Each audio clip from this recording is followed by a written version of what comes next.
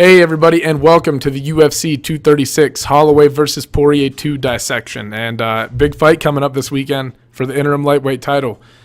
Supposedly the winner's going to fight Khabib. And I think that if you would have asked me this, I would have said bullshit. I think it's going to go to Tony probably, regardless of what happens here. But with the trouble that Tony's been in lately and some of the things that have arisen there, I think that the person who wins this fight is probably legitimately going to get a chance at the title. So it's important, and man, it should be a war. And right below that, right before them, you're going to have Israel Adesanya and Kelvin Gastelum fighting for the interim middleweight title. So this will be the first time that two interim titles are on the line on the same card. And man, there are good fights on, but it's not the most stat card. You know what I mean? Like Nikita Krylov and Ovince St. Preux, Dwight Grant, Alan Jouban, and Eric Anders, Khalil Rountree. Like those are all good fights, but there are just so many big fights coming up, that they're saving for like International Fight Week and towards the summer that this is a great card. It doesn't have the star power on it that some of the cards coming up are going to have. So I don't think it's going to do that well on pay-per-view, regardless of how good the fight is.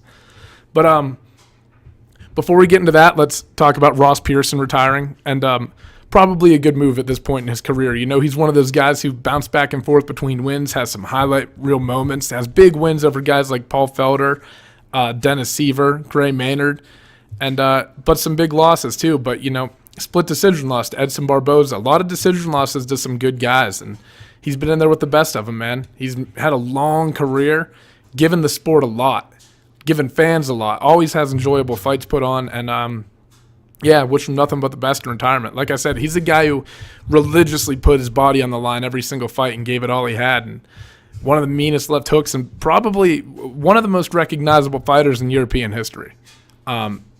He's had a long career. He made his debut back in 2004, so he's been competing in the sport for 15 years. I think he's got every right to walk away at this point if he wants to, and wish him nothing but the best.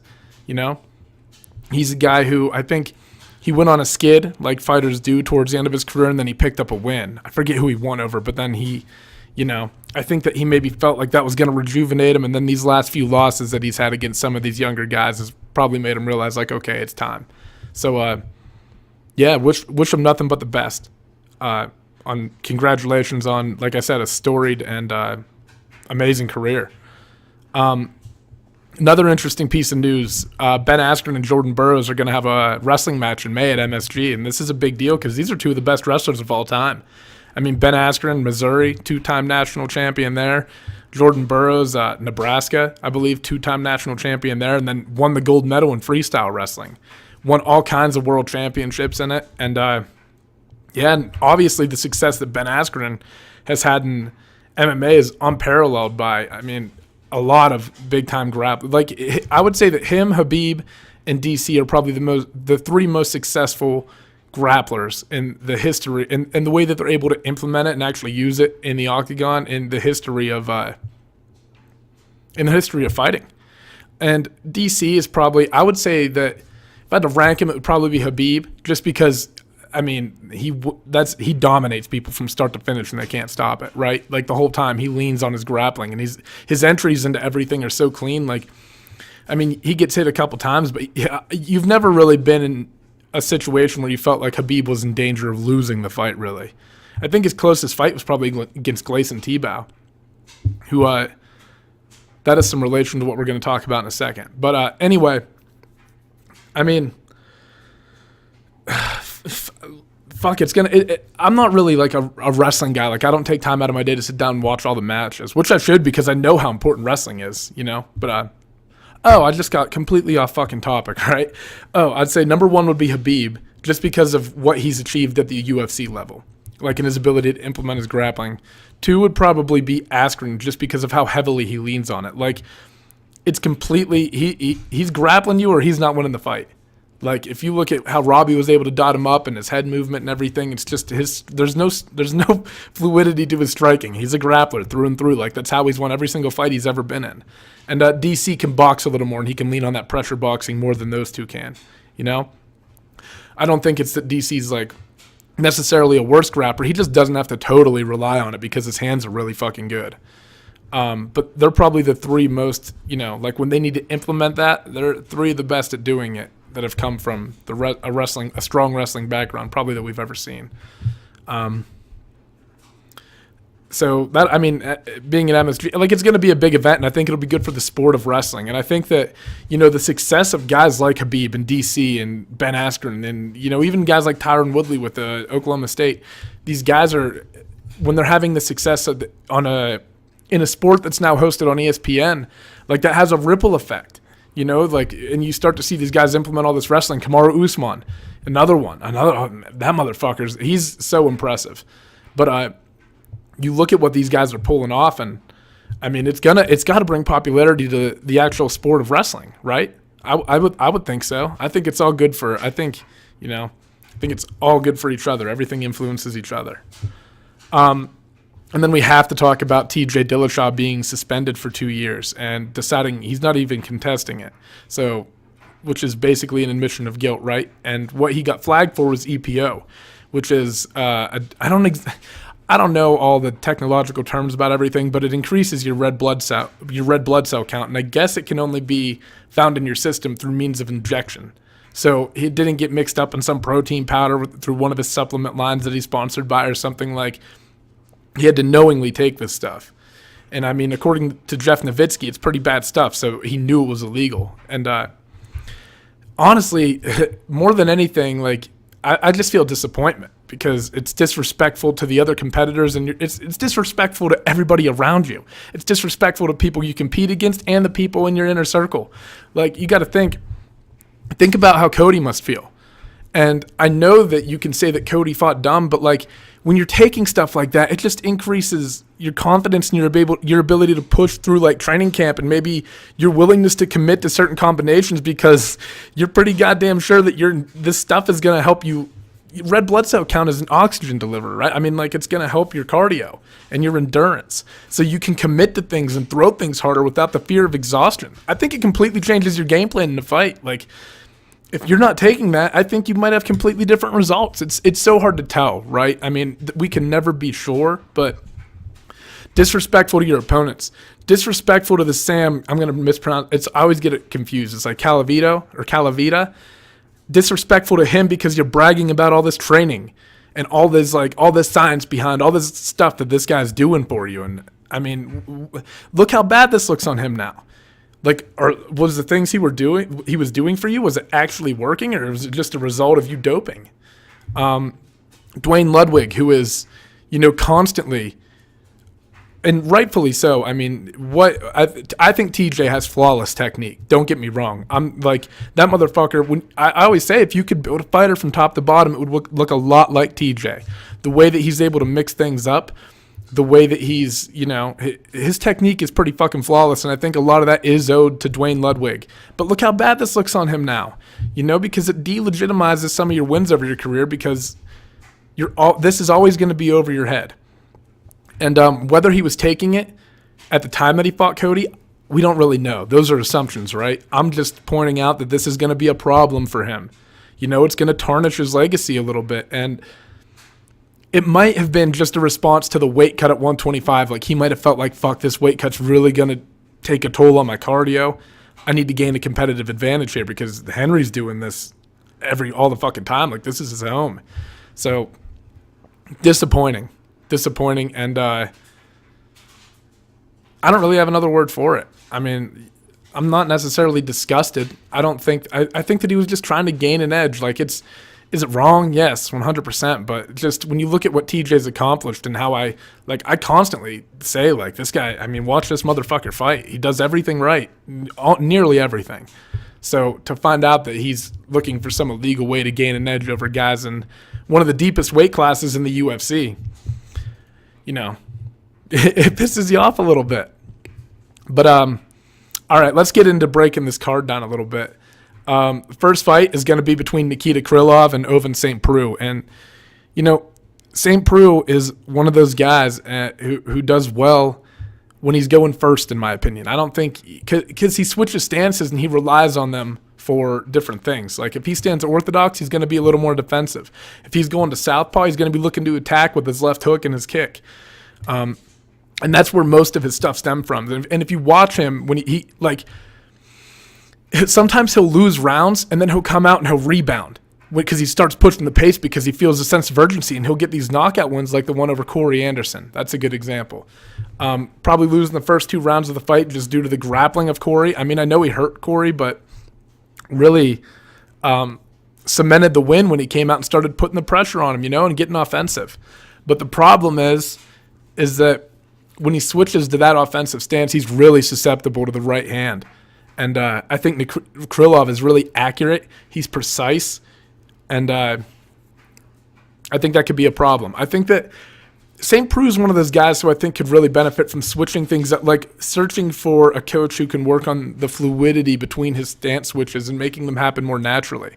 Like if you look at the fight between Brian Ortega and Max Holloway, there's the way that they switch out in and out of their stances is much more fluid, and they're always in position. It's like Ovince St. Preux has to purposely get into a stance in order to throw something. And then he has to get into his other stance in order to throw something else, which is fine. I'd just like to see a little bit more smoothness in between what he's doing.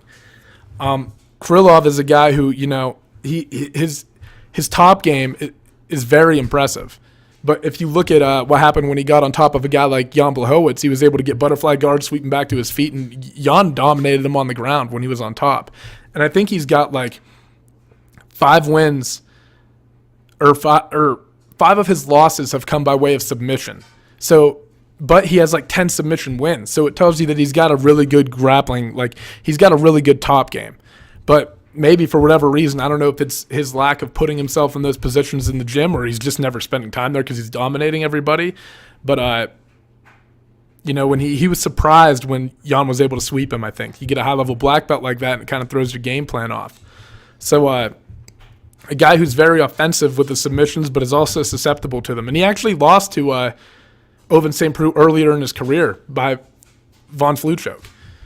So, I mean, I've got Ovince St. Preux in this fight just because I think that at some point it is going to go to the ground. And I think OSP has a really good fucking top game. And I don't trust Krylov's, I think for whoever wins this fight on the feet is going to have to be going first. I don't think either of them want to start playing the countering game. Like I think OSP starts getting lit up when he does that, and he starts looking lethargic when he starts looking for counters. He's got to be a guy who's kind of pushing the pace and kind of setting things up. And Krylov, same kind of deal. He's aggressive, So this could end up being a really fun fight, or it could turn into a grappling match because I'd expect OSP to want to put this up against the cage, and knowing that this guy's been submitted, I'd expect him to take it down. He's, like I said, he's got a good top game, and I think at some point, if he's smart, expect OSP to come out in orthodox, and then when he's getting ready to set the takedowns up, I bet he'll switch to southpaw, start throwing some kicks and some punches, and trying to move, get Krylov off balance a little bit, and then start shooting him for the takedown. So we'll see. I think this is a really interesting fight, a really good fight. It could go either way, as could any fight on this card. This is a card full of great matchups. But I'm taking OSP second round submission. I think the first round will be a lot of feeling out between the two. Neither of them wanting to take these big chances. They're both coming off losses. They're going to be wanting to pick wins back up. And just by the nature of I think it'll pick up in the second round a little bit, and you'll start seeing OSP push the fight up against the cage, start applying pressure. But I'm kind of thinking it's going to start a little slow. Watch it be fucking fireworks the whole way through now that I said that. But next we've got a welterweight bout between Dwight Grant and Alan Jouban.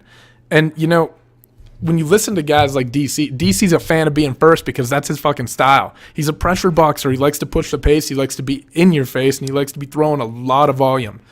And he talks about this Dwight Grant kid, and one of the things, and he's like, he's got to be going first. And I think it was against Zach Otto. And in that fight, DC was right. But in general, I think that I think Dwight Grant's a guy who likes to look for counters. Like if you look at the one that I have to pull his record up here. I didn't write it down. I'm sorry. But if you look at the most recent one that he pulled off, his most recent knockout, the guy, he went to throw like a TJ Dillashaw-esque kind of move, right? Where he comes in and he throws, and then he brings the kick up behind the punch or the cross. But the kid who was throwing it, instead of following through and getting some cover over his chin, left his hand hanging out like this. And Dwight Grant came right down the fucking pipe with the right hand and shut the lights off. Great knockout. Carlo Pietersoli, is who that happened against. And I think the fight that DC was announcing, talking about how he needed to be going first, and in that particular fight he should have, was against Zach Otto. Because I think he was waiting on things, and Otto was, fighting a technical fight. He wasn't going to give him a lot of options. So in fights like that, you got to kind of push the pace on him to make him open up. Because he's not going to give you things if you're waiting to counter. He's trying to fight an intelligent fight, not throwing a lot of big lunging punches or anything. So that's probably why you saw DC call for that in that particular instance. But before that, on the Dana White Contender Series, he picked up a big win over Tyler Hill. Knocked him out in the second round on a big counter left hook. This is going to be a good fight because Alan Jouban is a guy who, in my opinion, you can't change too much about a fighter. Like, yes, he picked up a technical win over Mike Perry and stuff, but like, Alan Jouban is a guy who, when he's being the bully, I think he does very well. Like, that's what he's done throughout his career. But he just needs to learn to be a little more measured. I think he just got to dial it back. Like, I feel like he went through this drastic change, right, where he was being extremely aggressive, and then he was trying to be extremely tactical. And he's got to find a balance somewhere. Like, his nature is to be aggressive, use that, but maybe just dial it back a little bit in certain situations and turn it on in others. I think that's where his work should come. But like I said, that aggressive style of Jouban, if he overextends on things, I think Grant has a really good chance to win this fight. Like, if you start seeing Jouban hunting for a finish and it's not necessarily there, and, or Grant has a good upper, he's going to have some good chances to end the fight. He's got some power and a really nice left hook, and obviously he's got power in both hands, right? I like Grant to win this fight just because I think that Grant, he's really good at making reads as well. And he's really good at reading kicks specifically, always getting out of the way of kicks, and Jouban likes to throw a lot of kicks. So I think Jouban's going to try to approach it kind of like we just talked about, with this measured approach where he's aggressive but tactical, and he's going to have trouble landing on with things. So I think eventually that'll frustrate him and he'll overextend on some things, and that'll open him up to some counters from Grant. If Grant can play it patient, I don't think this is a fight where you want to get into a war to see who can go first the whole time. Because I think, like I said, when Jouban gets to play the bully, that's his world. I think you got to wait on him, annoy him, frustrate him, and let that bully in him come out, and then take advantage of it. Don't engage in it too much. But good fight. I'm taking Dwight Grant like second or third round KO. I think this fight, if this fight goes to a decision, I think it'll be that Jouban probably won because he stuck to the game plan all 3 rounds. If he gets frustrated, I think it'll I think it'll be a little bit hard for Dwight Grant to pick up a decision over this guy. I think he's got to finish him, but we'll see. All right, next is Eric Anders versus Khalil Roundtree. And Eric Anders is a guy who, coming off a tough loss to Elias Theodorou, I felt like Theodorou probably won the first. Anders definitely won the second, and the third probably belonged to Theodorou as well. In my opinion, at least, I thought that. And Anders is a guy who has a lot of promise, man. He played linebacker at Alabama, I think, in 2009 when they won the national title. He's got a fight against Lyoto Machida, who's one of the all-time greats, a win over Tim Williams. And he fought Thiago Santos into the third round. And Thiago's going to be fighting John Jones for the light heavyweight title now. So, I mean, seen some, and he looked good in that fight. I mean, he just got exhausted. He relied on a grappling heavy approach against a guy who's very powerful. Like, Thiago Santos is very strong, and even if you can get him down, it's very hard to hold him there. And I think both guys were tired, but Anders couldn't even walk when the third round ended, when the bell rang, and he just leaned on that, and I don't think he was prepared for how exhausted he was going to be when that was over. And in the striking department, I thought Thiago really kind of lit him up there a little bit, kind of taught him a lesson there. But Eric was able to land takedowns. He just wasn't able to keep the pace that he needed to win that fight. So was that a main event? I think that was a main event. He's had 2 main events already, I believe. But a guy who has a lot of power in his hands. And when he starts finding his left hand, guys are in trouble because, I mean, he's got a lot, like I said, he's got a lot of pop behind it. So when he starts finding home with it, he does, once he gets his range, he's very good at keeping it and putting the pressure on you. And Khalil Roundtree is the guy who, just fought Johnny Walker, who, by the way, how scary is that motherfucker? his win over Misha Serkinov, just like his timing and the way that he steps into things. And, he hit Khalil Roundtree with a big kick and then just grabbed him. Like, just went up and, like, fucking grabbed him, put him in the clinch, like, grabbed him around the neck and just hit him with 2 elbows that knocked him out fucking cold.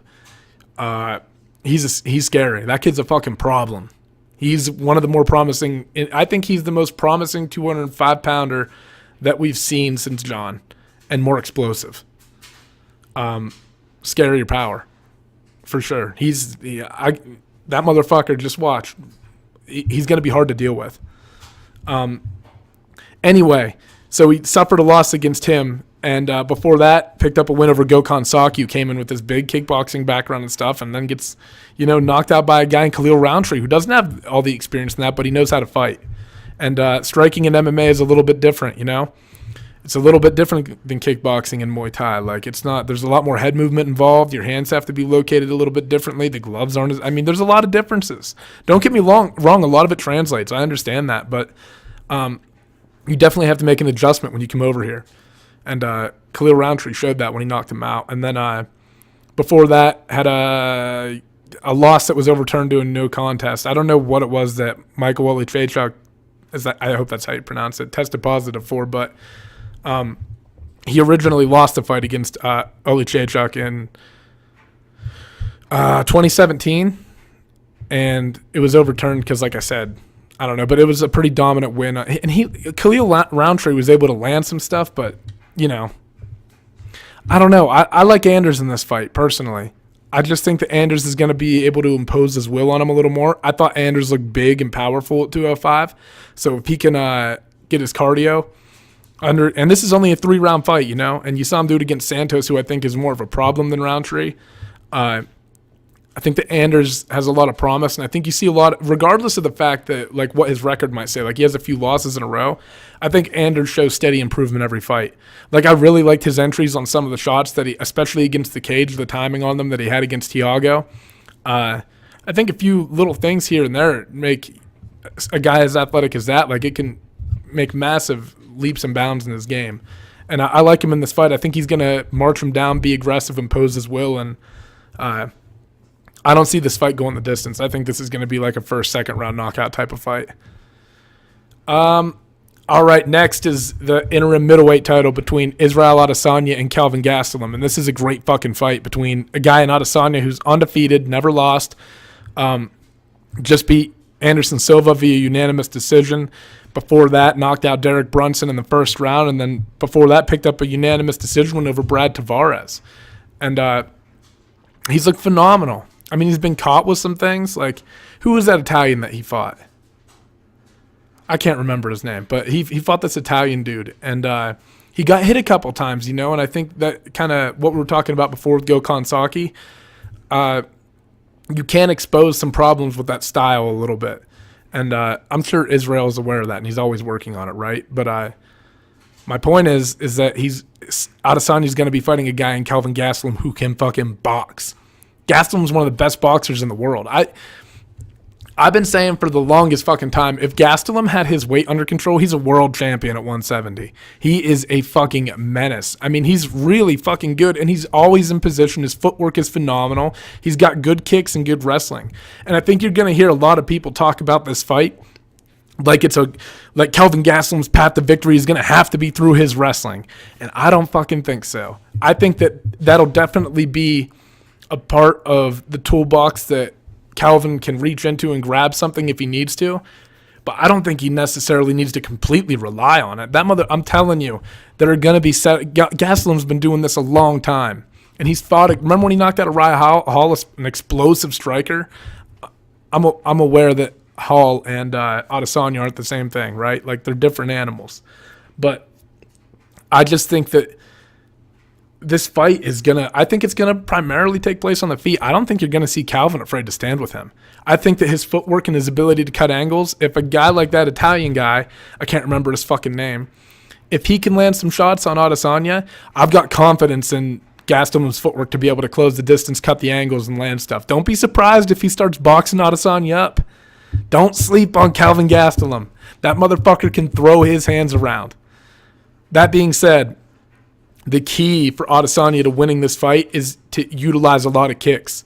I would be kicking the legs a lot because Kelvin Gastelum does rely so heavily on his footwork. If you can beat his legs up, you're going to take a lot of his game plan away. He's going to need to dance around you, and he's going to need to create some pretty fucking radical angles to get in on you. And I think he can do that, but if you get the leg kicks going and you keep him going religiously throughout the fight, I think you can slow him down. For Gastelum, he's got to be checking leg kicks, be aware, and he's got to be closing the distance off when the leg kicks are coming and countering. He can't be letting it. Gastelum can't be letting Adesanya land things for free because it benefits him because he's at range. Gastelum is going to constantly have to work, like I said, to cut angles and get inside.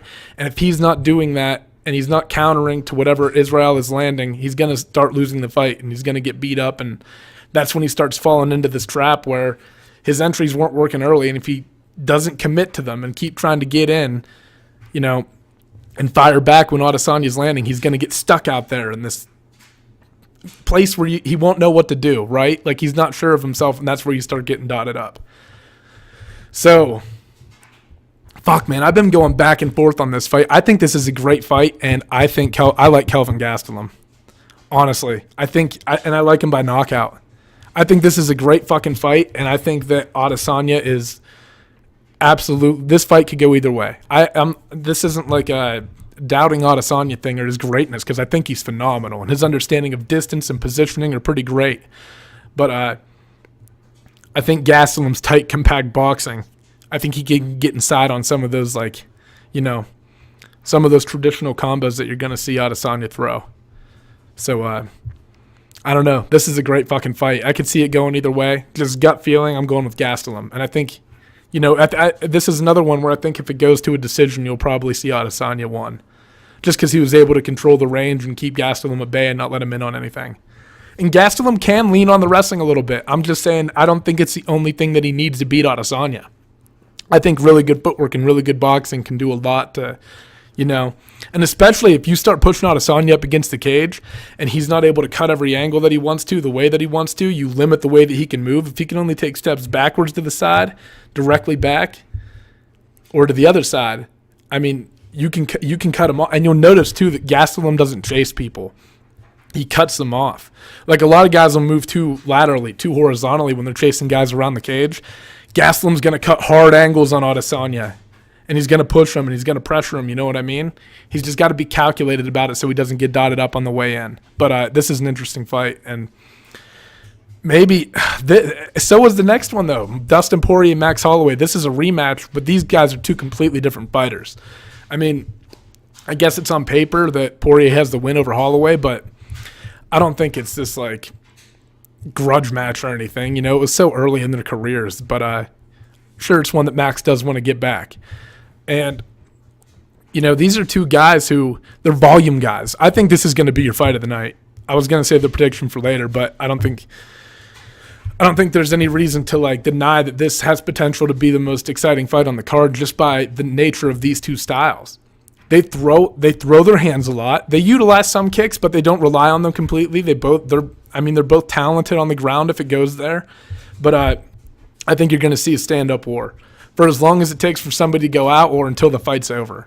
You're going to see a lot of volume thrown in this fight, and it's all going to be Poirier's a southpaw, and if you want, it's going to be a battle of footwork, right? Like who's cutting the better angles to land the shots. And you can talk about, Dustin's wins over Justin Gaethje, and Dustin's wins over Eddie Alvarez, and Dustin's win over, who else did he just beat? Anyway, regardless, good wins, all great wins, and all against some of the top lightweights in the world. But I don't think any of them have the fluidity and the understanding of footwork and the ability to roll with punches and change angles and constantly apply pressure that Max does. I think they have the ability to do it, but I think the way that Max does it is smooth, and he's very rarely caught out of position on things. He's a master. He's a master at this. I do think Dustin's going to have a little bit of size, which does matter. I think he's more accustomed to this weight class. I think Max probably belongs at 155. I think he's too big for 145. But, Poirier's been here for some time now. He's settled in. He's got the weight cut figured out. He looks good at 155, right? So I think that you're gonna have to see Holloway jabbing a lot, and Holloway's gonna be switching stances too. So he'll always be taking advantage of whatever openings he's seeing with Poirier. I'm taking Max. I mean, I think this is a great fucking fight, and like I said, I think this is your fight of the night, regardless of just they're gonna throw so many goddamn punches, and it's gonna be nonstop violence, I think. But I just think that Max, there's this smoothness and an aggressiveness and a controlled anger to the way that he does things, and it's impressive to watch. The way Ortega's very smooth on his feet, and like if you look at that fight, it was just Holloway always had the upper hand. I think Ortega had like a good third round, but Max is just and here's another thing is like Max is always able to dictate the pace. Always. His cardio, he's not going to get fucking tired. And I think you're going to see him look even better at 155 than he did at 145. And this is an exciting fight, man. I mean, the winner is likely going to go on to fight Khabib. And Holloway Khabib or Dustin Khabib is a great fucking fight. You got two guys who apply pressure and volume. So it's not like one of the problems that I think I had so much confidence in Conor going into that fight. But one of the problems with Conor is he's a sniper. And, he's one of those guys who it's like that one-shot power and it does something that rocks you when he capitalizes on it. But, he doesn't throw it necessarily a ton of volume. I mean, you've seen him do it, but it exhausts him. He relies on knocking people the fuck out. But, Dustin and Max have that style where they march forward and they throw a lot of fucking shots. And I think that if you can keep Khabib on his heels a little bit and busy defending shots, it kind of gives you a better chance because you're at least giving him something to work with, right? You're making it less easy for him to set things up. So, I don't know. I think either one of these guys will make a great fight against Khabib. I just think that Holloway is going to be able to overcome him. All right, I think that's it. Like I said, Holloway Poirier is my pick for fight of the night. I think Gas to Limit Adesanya is going to be a great fight. Let's go over a recap of the picks real quick. Who do we have first? I'm taking OSP over Krylov, Dwight Grant over Alan Jouban, Eric Anders over Roundtree, Gastelum over Adesanya, and Holloway over Poirier. And it's going to be a good fucking card. It's I think this is going to be the first. Is this going to be the first card that you have to purchase through ESPN Plus? I think it might be, which is kind of a weird rule, right? Like, I don't know. I don't understand all the details of it. I haven't read into that far, but it's weird that you have to have a subscription through them to buy a pay-per-view. But whatever. Let's see. Oh, upcoming events. Overeem is fighting Alexei Oleinik on 420 on ESPN Plus. Not a lot of big names on that card. I don't think that one's going to get a lot of traction, but it's a good fight. Alexei Oleinik has some of the sickest submissions in heavyweight history, in my opinion. Rory McDonald and John Fitch are going to be fighting on 427 for the welterweight title in Bellator. Jacare and Jack Hermanson are fighting on the same day. And I was looking on MMA Junkie, and if they have the bout order correct, it looks like Greg Hardy's going to be the fucking co-main event again. Why? After what happened before, why didn't you stick him on the lowest part of the card that you can? I get that he's a name, but goddamn. I don't know how I feel about that. But I hope you guys enjoyed. Thank you for tuning in. Leave comments below, suggestions, criticisms, anything you want, like, dislike, whatever. Subscribe. That definitely helps me out. And again, appreciate everybody. Thank you. Bye.